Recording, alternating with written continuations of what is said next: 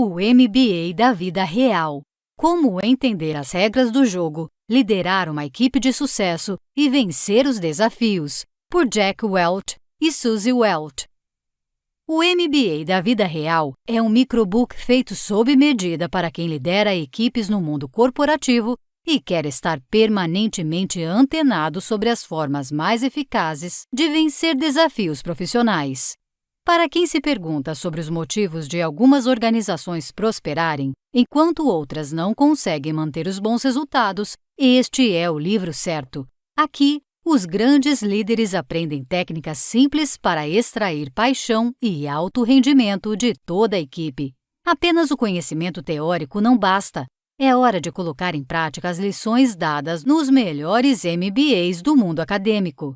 E quem nos ajuda são os autores Jack e Suzy Welch, um casal que precisa ser ouvido por todo profissional de RH. Jack foi CEO da General Electric por 21 anos, com técnicas gerenciais inovadoras. Suzy é escritora e jornalista e já foi editora do periódico Harvard Business Review, um dos mais prestigiados do mundo. Está pronto para exercer uma liderança conectada ao século XXI? Então, fique atento aos próximos 12 minutos. Não deixe que o trabalho se torne um martírio. O mundo corporativo tem forte semelhança com o esporte de alto rendimento. Nos dois casos, ninguém entra no jogo para perder. Todos os competidores se dedicam, treinam, aprimoram as próprias habilidades em busca dos melhores resultados, superando toda a concorrência. No mundo dos esportes, os atletas lutam por anos e anos até conseguirem sua posição de destaque nos principais times e seleções nacionais. Sonharam a vida inteira em atingir o topo. Poucos conseguem passar pelo filtro das peneiras e testes. No final das contas, acabam se divertindo ao exercer a profissão, sem perder a competitividade. E se você perde o espírito esportivo no trabalho, começa a perder o controle das coisas. No dia a dia, a vida profissional não pode se tornar um martírio. Da mesma forma que os grandes atletas sabem da importância de dar duro nos treinos para chegar ao topo do pódio, os campeões do mundo corporativo não se sentem desanimados ao acordar cedo em busca de melhores resultados. Levando uma rasteira e dando a volta por cima. Quando você leva uma rasteira, dói. O tombo pode causar vergonha, mas é necessário levantar, sacudir a poeira e seguir adiante. Caso contrário, vai passar muito tempo apenas reclamando da queda, paralisado no tempo. É isso que você quer? As porradas do mundo dos negócios podem vir por um cliente cortando laços, o maior concorrente comprando o segundo maior, uma arma do departamento de marketing indisponível, a saída de um grande profissional da equipe. Quem já sofreu um revés na vida profissional, a ponto de ficar paralisado sem saber o que fazer, sabe bem como é impactante. Da mesma forma que depois de uma rasteira conferimos possíveis machucados, mas nos levantamos e seguimos em frente, o mundo corporativo exige que se dê a volta por cima. Ao se deparar com um problema, buscar soluções é a única alternativa. Parar e reclamar são atitudes que não levam a nada, não resolvem sua vida. O tempo todo, o mundo dos negócios nos desafia com tombos, tropeços e pequenos empurrões dados tanto pela concorrência quanto pelos erros dos aliados. É preciso andar, seguir em frente, deixando os tropeços no passado, mas aprendendo com eles. Crescimento é fundamental. O crescimento é uma mentalidade, não mera ordem natural das coisas. É preciso trabalhar incansavelmente para não seguir estagnado no mesmo patamar atual da empresa ou setor.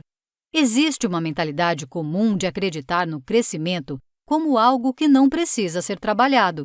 Isso porque, desde o fim da Segunda Guerra Mundial até 2008, os altos e baixos na economia eram comuns, iam e vinham, mas em pouco tempo tudo parecia se resolver automaticamente. Depois da crise financeira do começo do século, ficou ainda mais difícil permanecer num ritmo de crescimento constante, mas, na realidade, nada mudou. Se antes aumentar receitas e lucros anualmente não era uma meta fácil, hoje entendemos que se não houve uma filosofia buscando crescimento por todo o tempo, não vai acontecer. Quem quer crescer corre atrás do crescimento. Quem acredita nele como um processo automático, fica para trás. Perca o medo das finanças.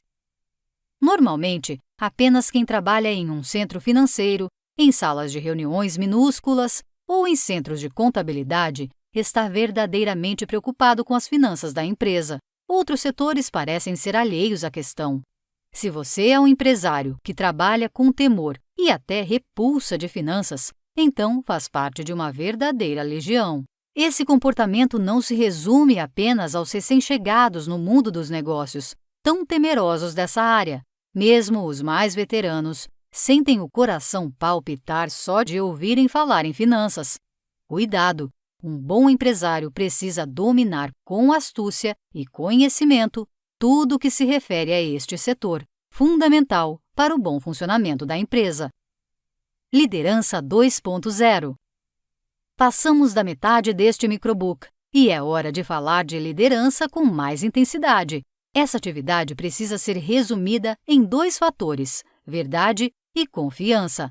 Sempre busque a primeira qualidade e vá construindo a segunda com sua equipe, sem imposições, aos poucos, com pequenas atitudes do dia a dia.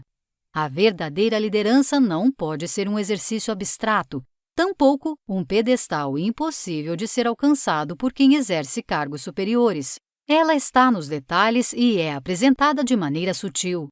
Um bom líder precisa entender como sua missão conecta todos os colaboradores por um bem comum, trabalhando por condutas produtivas, sempre em prol da equipe, recompensada pelo trabalho comum na busca por atingir os mesmos propósitos.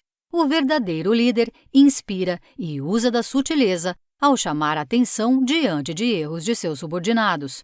Se o líder se sente um chefe, grita, maltrata e desmerece seus funcionários, o trabalho vira um martírio. Nesse cenário, as horas passadas no ambiente de trabalho viram um suplício. O relógio vira a melhor companhia até o momento de ir embora para casa. A liderança 2.0 pensa em cada colaborador como um ser humano pleno, com anseios, desejos, sonhos e frustrações.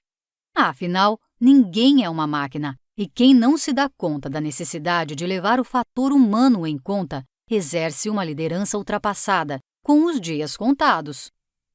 O que fazer da vida? O texto mais lido pelos autores do livro teve mais de 800.000 visualizações e quase 1.000 comentários de leitores compartilhando experiências, pedindo conselhos e relatando comoção com o tema. O título é 4 motivos para largar seu emprego e foi publicado em redes sociais. Nele, Jack e Suzy Welch refletem sobre o momento em que trabalhadores se perguntam sobre qual o propósito de estarem exercendo aquela função. Se é apenas pagar contas, sonhando com a hora de voltar para casa, tem algo muito errado. Ainda assim, é comum ver milhões de pessoas seguindo em um ambiente indesejado por culpa da inércia. Quando se depara com um ambiente de poucas oportunidades de crescimento, o desânimo toma conta dos planos profissionais também. Mas há um momento de se arriscar e, se necessário, tentar a sorte em outro lugar, talvez até em outros caminhos e áreas de atuação. O trabalho precisa refletir um encontro com o destino. Quando você sente que está na única função que é capaz de exercer pelo resto da vida, as coisas vão bem. Evidentemente, em tempos de crise, há momentos em que a necessidade de um trabalho é mais importante do que exercer a vocação, mas isso não dura para sempre. Você sabe dizer o que está faltando em seu trabalho ou ainda está perdido? Saindo da inércia.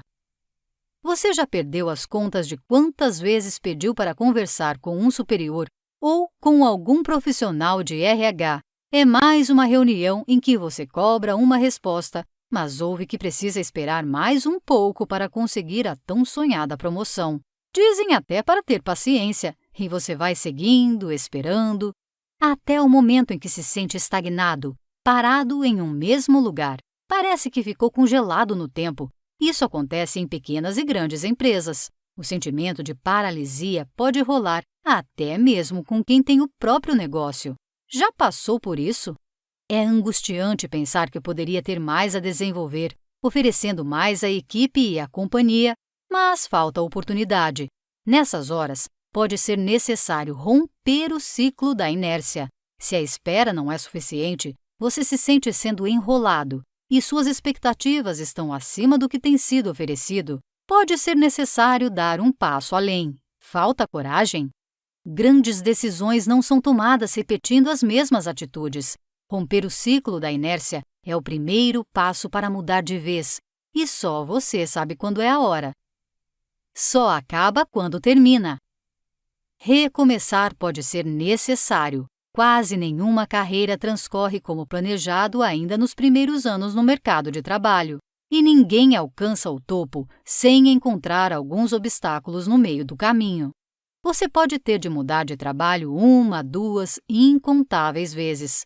Em alguns momentos, será preciso dar passos arrojados, mesmo que o medo tome conta e gere um frio em sua barriga, e nunca haverá garantia de que as coisas vão dar certo.